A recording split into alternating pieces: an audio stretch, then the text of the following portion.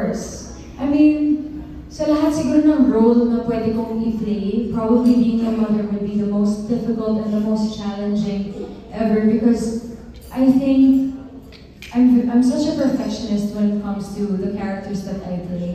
What more but in real life? If there's one thing that I would like to do perfectly is to be a good mother. Diba? Parang and when that time comes and if God blesses me with that opportunity, I just want to be a great mother. I don't know. I mean, like, ang dami kong mga examples na I even call my friends and ask them kung, how is it to be a mom, or even as simple as when I see my mom, how she treats me. And I've been raised by a single mother, so parang, you know, parang, I hope I get to be as good as her. I hope I get to be as good as, you know, my assistant and my RN.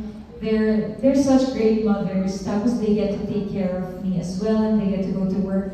So yun na lang iniisip ko. Gusto kong makita yung mga, I look up to these people and they set a good example. Kasi nga, the fact that they get to go to work at the same time and take care of me, na saling pusa lang naman ako, tapos may mga kids sila. So it's nice to see that na, okay, ibig sabihin in the future, kaya ko din yan.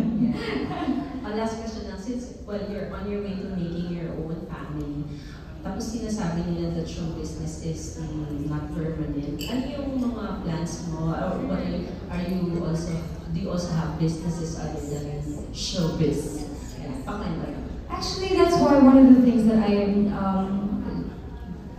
ventured into producing is so that I could be part of the industry, but then even okay, here's the truth. I love acting so much. When I'm on set, I could probably say that I'm very, like, I'm at my happiest then pag umaarte ako. Hindi ko rin siya malalet go ng ganun-ganun lang. I would still like to continue as long as they'll have me and I can still act. But then, you know, like creating projects for other people is one of the things that I would really like to do. So, of course, when I see talented people, I would know, I see hardworking co-actors, I would definitely love to put them in movies that I'll be doing with my husband, so yes.